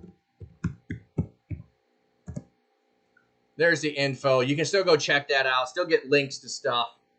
And then Blessing Boat is coming up, which I've got some swag from the conference I'm going to give away at Blessing Boat.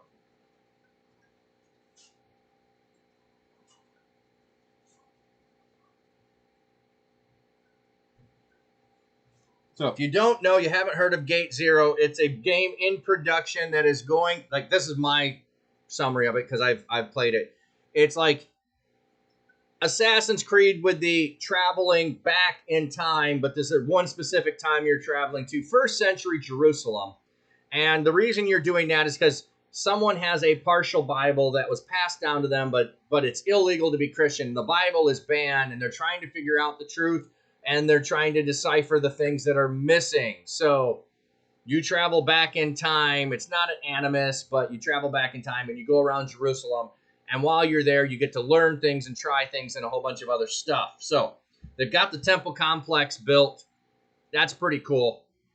I have not earned enough money to buy a horse so I can ride a horse yet, so I don't know how that works. I did rescue sheep from wolves, and you got to throw stones, and throwing stones, frankly, is not easy. But anyway, so it's a pretty cool game. I got some swag from them. I'm going to give that away on Blessing Boat.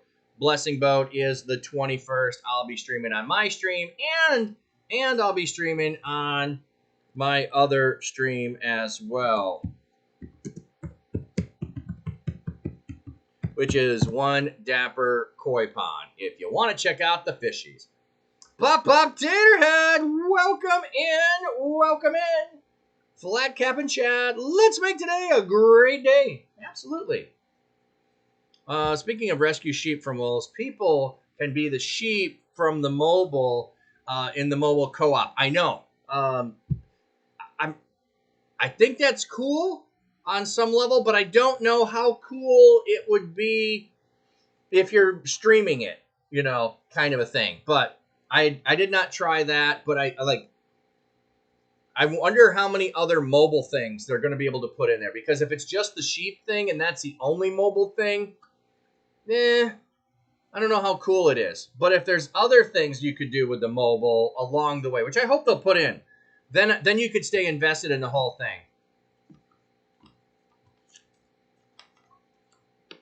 Oh, the phone person. Oh, yeah, can see the sheep and the wolves. Yeah, I thought you were saying be the sheep and the wolves. I'm like, they could be the wolf as well. Hey, Sis Pineapple, welcome in. All right. Well, thanks for the raid. Thanks to everybody that came over the raid. K-Man, I hope you have a blessed rest of your day. I know you might need to take off, but thank you for coming in. Thank you for trusting your fellow community with me. So, oh yeah, absolutely. I mean, there's so much stuff that happened with Reach. And Reach had a different feel than NCMS, which is fine. I think that there was a lot more spirit of collaboration coming out of ReachCon, but that's because most of us are content creators that were engaged in it, or they're people in our community, versus NCMS, which was not all digital community, because it's just nerd culture. So there was board gaming community, there was RPG community in there, there was tech community in there, so there was Star Trek, Star Wars community. So that's a bigger group than just digital. So it didn't quite feel that same level of I'm going to come out of there and collaborate with people. So not saying it was bad, just different vibe. All right. We got about a half an hour, so let's see if we can get some more of Chronicles finished. So those who are coming in, I didn't introduce myself fully after my welcome in, Raiders. I am Flat Cap. I am and have been a pastor for over 20 years. I do have fish. Let me show you the fish here really quick. There are the baby koi behind me. There is the koi pond outside. Oh, that's looking good today. Need a little water. There is the sunrise and sunset cam up at my mom's place. And there are the guppies behind me with a SpongeBob theme. So that's my other channel if you want to check it out that I have up. And I also have an additional cam that's underwater in the pond where you can see the fish there.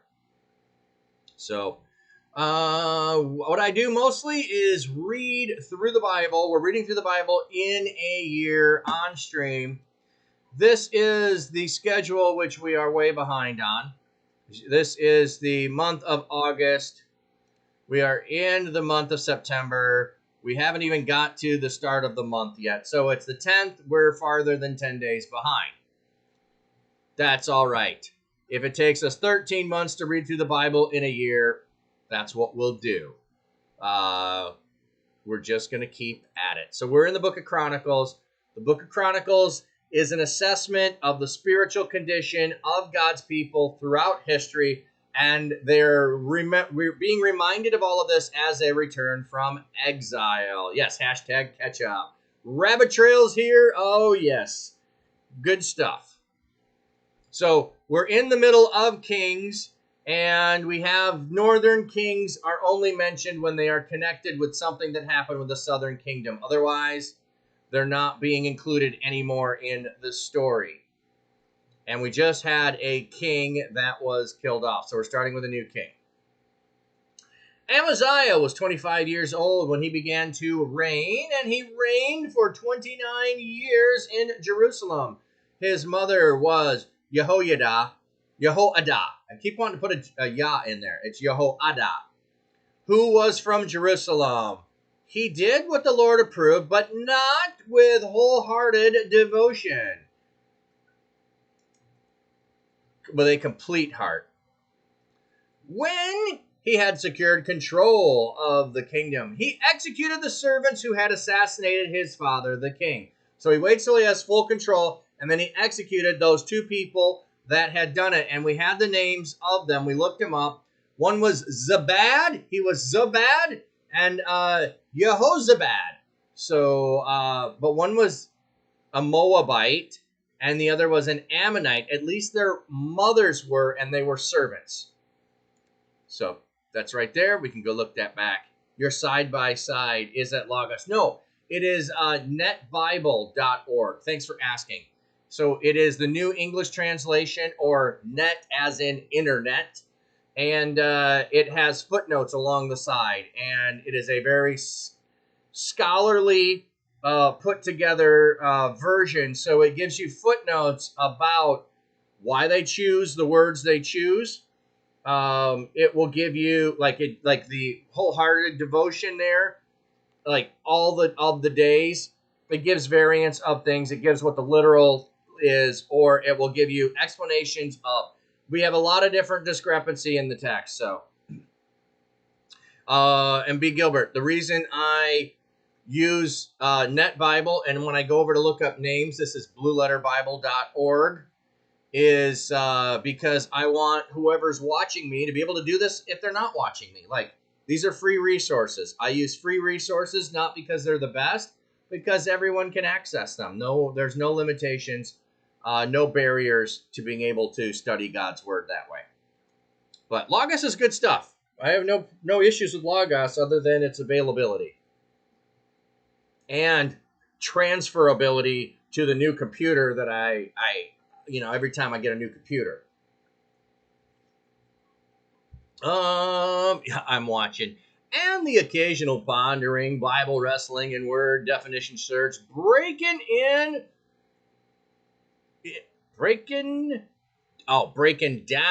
the breakdown. There we go. Little, no surprise, the finger folly on the typo, but we're good. Absolutely. I usually use the YouVersion app for the same reason. Oh, yes. But the YouVersion doesn't let you follow on computer.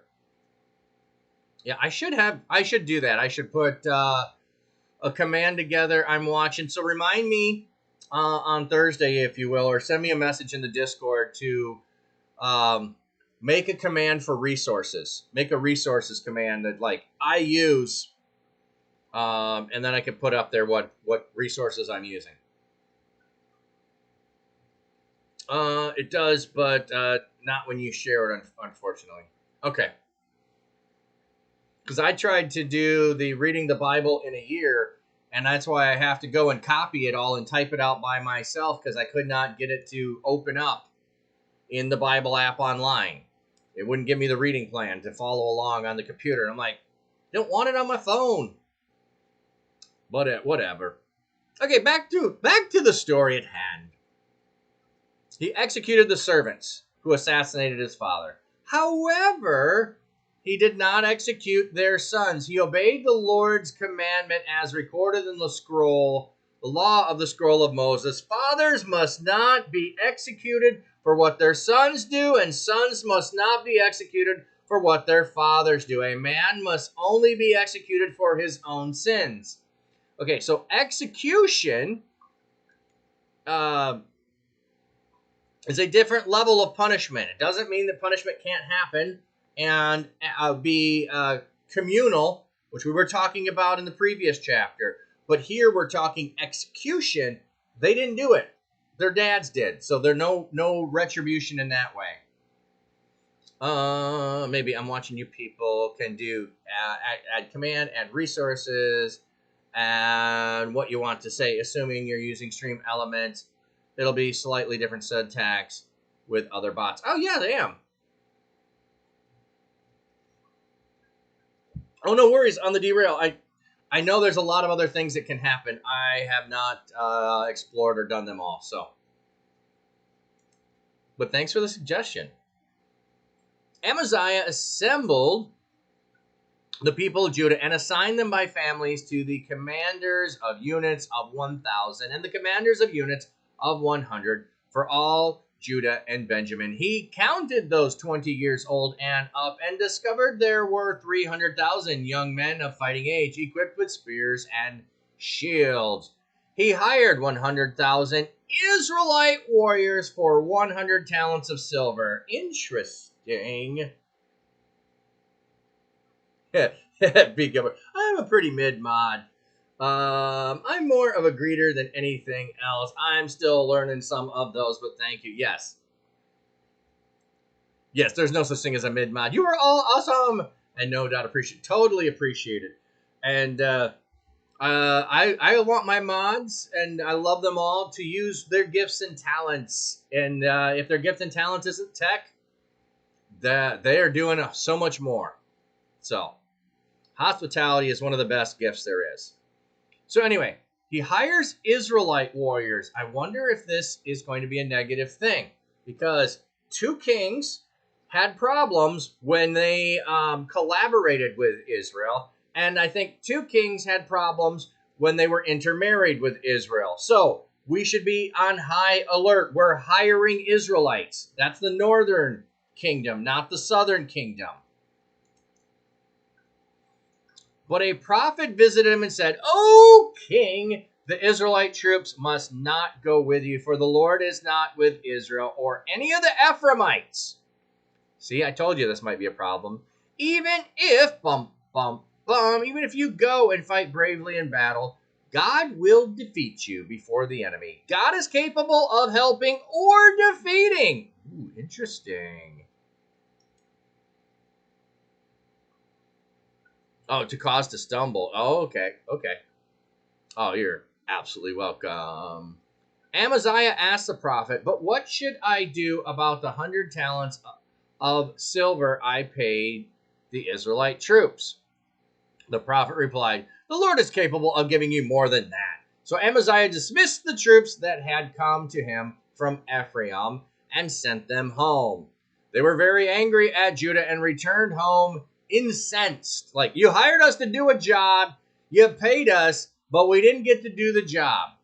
Amaziah boldly led his army to the valley of Salt, where he defeated 10,000 Edomites. The men of Judah captured 10,000 men alive. They took them to the top of a cliff and threw them over. They captured them alive so they could take them up on a cliff and throw them over. All the captives fell to their death.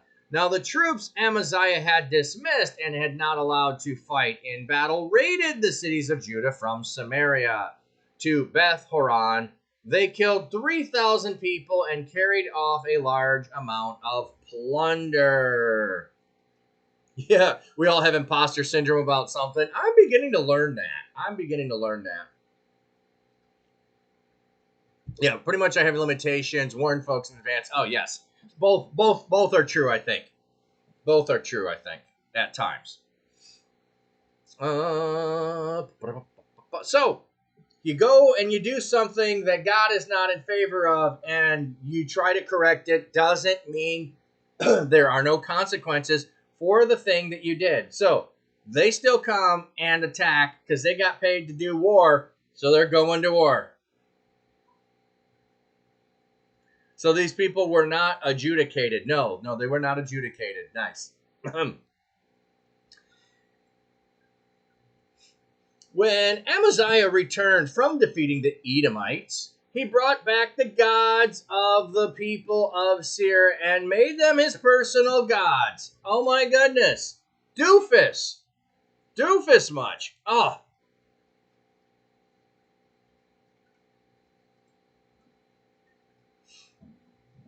Brought back the gods of the people of Seir and made them his personal gods. He bowed down before them and offered them sacrifices.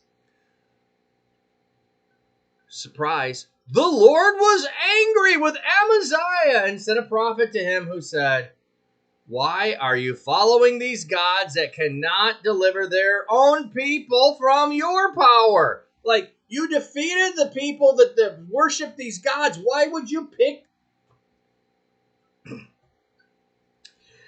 Okay, just to try to make a ridiculous point here. Who I don't know who won the Super Bowl last year. I don't ever know who won the Super Bowl. But let's just say you are the winning team of the Super Bowl, or whatever sport is your flavor. And after winning the Super Bowl, instead of putting on the swag that says Super Bowl champions, you put on the swag of the losing team. You put on the losing team swag and you walk around. I don't know who won the Super Bowl last year. I know it wasn't the Lions. So let's just say, no matter who wins the Super Bowl, you put on swag of a team who's never been in the Super Bowl. The Lions. Like, whoever won wasn't the Lions. You put on the Lion swag. Like, all your friends are like, I thought you were a fan of, or I thought you played on the team for. Why are you wearing Lions swag? I mean, come on, please. Please. Yeah, that's not equivalent, but it don't make no sense, AA Ron. That's as close as we're getting. Cue the dope Homer emoji. There we go. Okay. So, yeah, like, this makes no sense. Why are you following them? You defeated them. While he was speaking, Amaziah said to him, did we appoint you to be a royal counselor? Stop prophesying or else you will be killed. Disney ad read just followed. Doesn't eat bread. Hey, thanks for the follow. Is that gluten or a keto? Gluten or keto? Or maybe it's just don't eat bread because you don't like it. Thanks for the follow, Fred. So, hey, stop saying stuff I don't like or you'll be killed. So the prophet stopped and added, I know that God has decided to destroy you because you have done this thing and refused to listen to my advice. I wonder what that is in Hebrew, because advice doesn't sound like word of God to me. So we're 25, chapter 25, 16.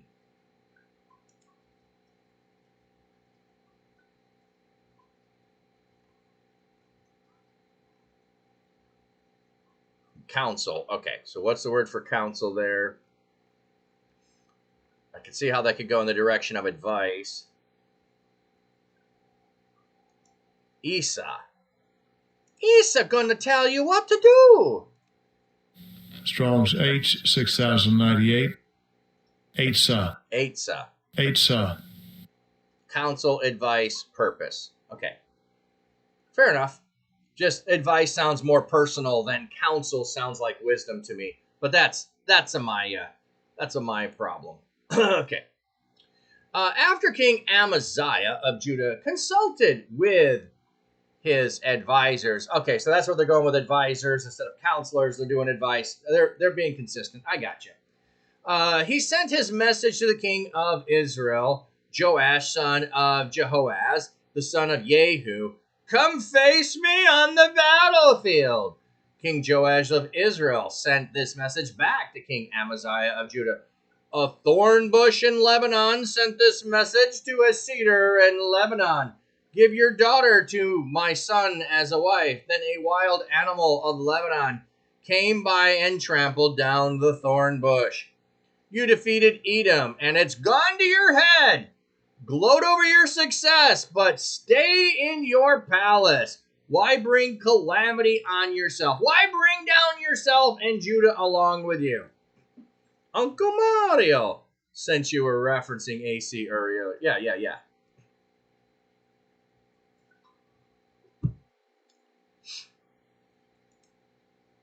So, dude, okay.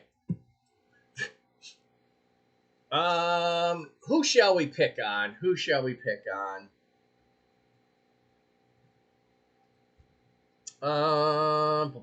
Let's pick on Michigan State. Let's pick on Michigan State.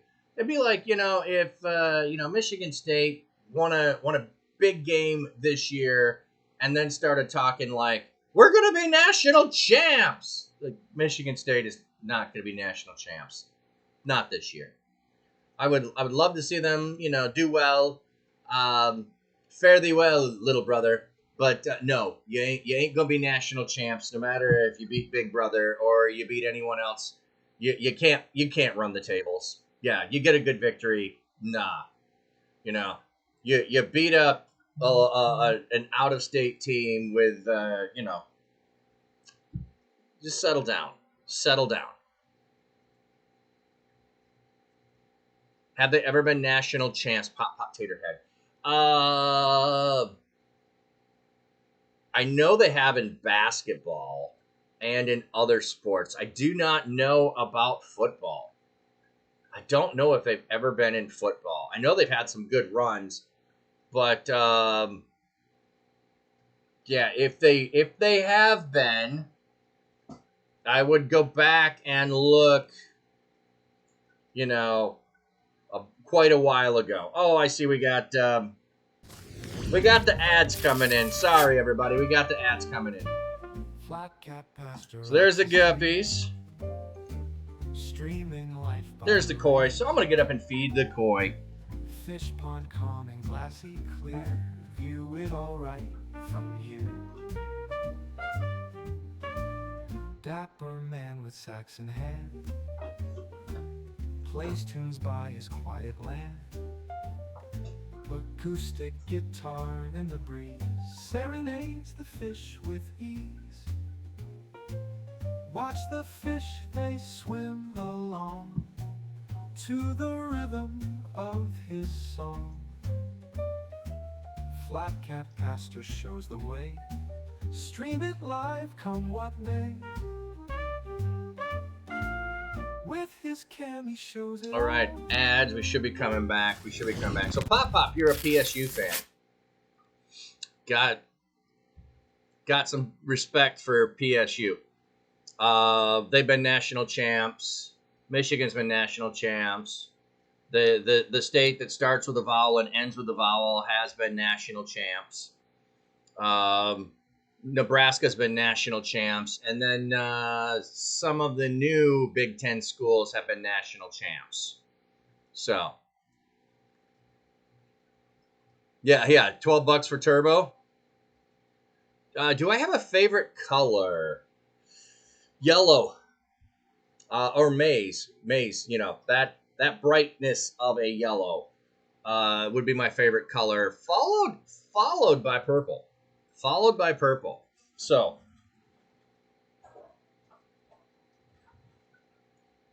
hence the logo.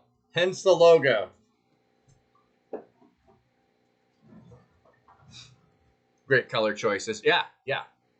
Okay, let's see if we can finish this chapter before I need to go for today. So we've got gloating, bragging, and abandoning God. Let's see, is this going to go well? But Amaziah did not heed the warning, for God wanted to hand him over to Joash, because they followed the gods of Edom. So King Joash of Israel attacked. He and King Amaziah of Judah faced each other on the battlefield in Beth Shemesh of Judah. Judah was defeated by Israel, and each man ran back home. King Joash of Israel captured King Amaziah of Judah, son of Joash, son of Jehoazah, in Beth Shemesh, and brought him to Jerusalem. He broke down the wall of Jerusalem from the gate of Ephraim to the corner gate, a distance of about 600 feet. He took away all the gold and silver, all the items found in God's temple that were in the care of Obed-Edom, the riches in the royal palace, and some hostages. Then he went back to Samaria. King Amaziah, son of Joash of Judah, lived for 15 years after the death of Joash, son of Jehoazah of Israel. The rest of the events of Amaziah's reign from the start to finish are recorded in the scrolls of the kings of Judah and Israel. From the time Amaziah turned from following God, conspirators plotted against him in Jerusalem, so he fled to Lachish. But they sent assassins after him, and they killed him there. His body was carried back by horses, and he was buried with his ancestors in the city of David. I just remembered why I wasn't getting ads.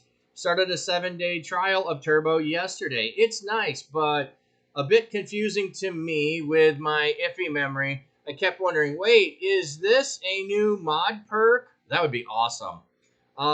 Didn't my gift sub just expire? I need more coffee. Okay. Let's see. Uzziah. I think his reign is longer. He was 16. So I don't want to go into Uzziah. So I think he's going to have... No, and Uzziah passed away. Okay, so no, I'm wrong.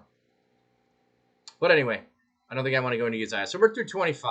We're through 25. If you're not using the Amazon Prime free sub, you should totally drop it on Flat Cap. It's free and supports. Oh, thanks, man. Appreciate that. I love the free Prime one. Just, you know, you only get one free Prime. So getting somebody's free Prime, that's pretty special. It's pretty special. So we're through 25. So here we go. Boom, boom, boom. We got that part done. So we're still behind. We're still behind. 1, 2, 3, 4, 5, 6. We're 2 weeks behind, roughly. We're 2 weeks behind. So I'm feeling pretty good about that. Feeling pretty good about that. Having a week vacation or... Oh, you suggest it and then you do it. Dude, appreciate that. Thank you very much. Speaking of Prime subs, exactly. Thank you, my friend. Much appreciated. So, yeah, Northhill, hey, buddy, how you doing? Is the biggest? Yeah, it is. It is pretty big. It is pretty big. So, thank you all for hanging out. It's been really good. I can't hang out longer today. I got 10 o'clock meeting. I am not on Wednesdays. I will be back on Thursday. We'll pick up where we left off. I'm anxious to get finished with Chronicles. On some level, we spent all this time going through Kings and then revisited it in Chronicles.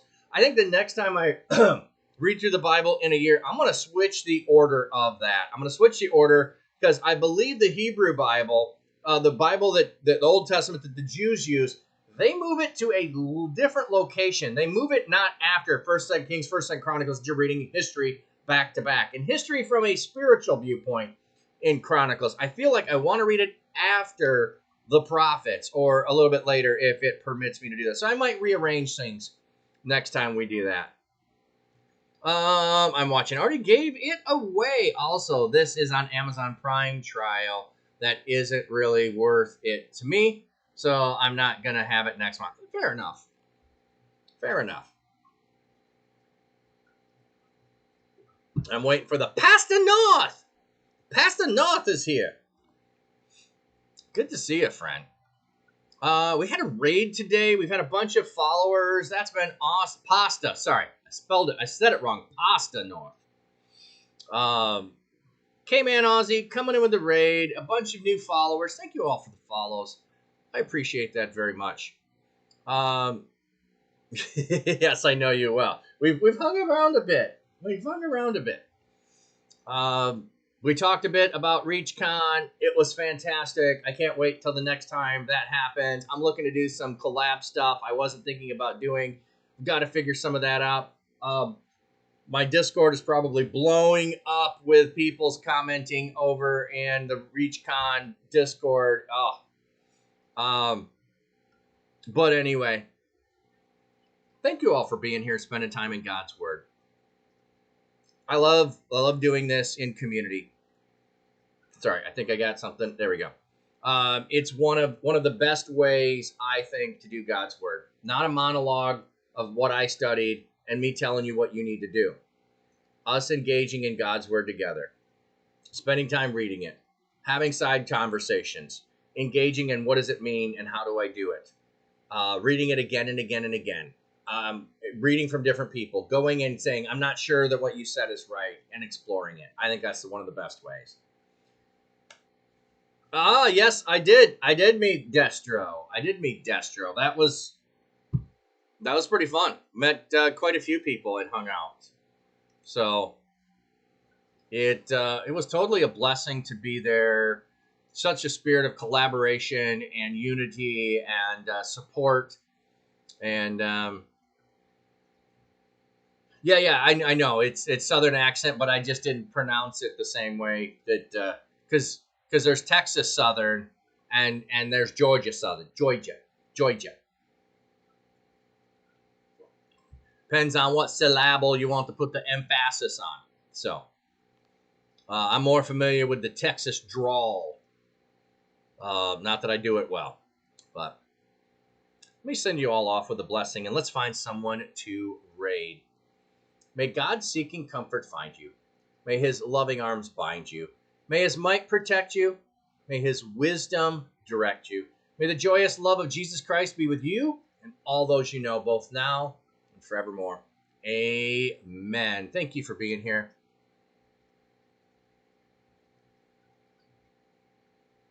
with the wrong syllable. Yes, exactly. All right, let's find someone to raid. And this week, I especially want to see if there are any of the ReachCon friends who are on that we can go and raid. No, that's not who I was thinking of. P. Tony is on. Z. Sarayu is on.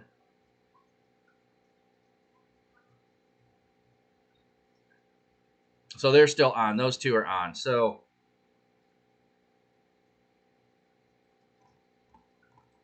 I was hanging in P. Tony yesterday when I was just on. So let's go over to Z. Sarayu because I know I got to leave, and she's always good with I got to raid and run. So we will go to Z. Sarayu.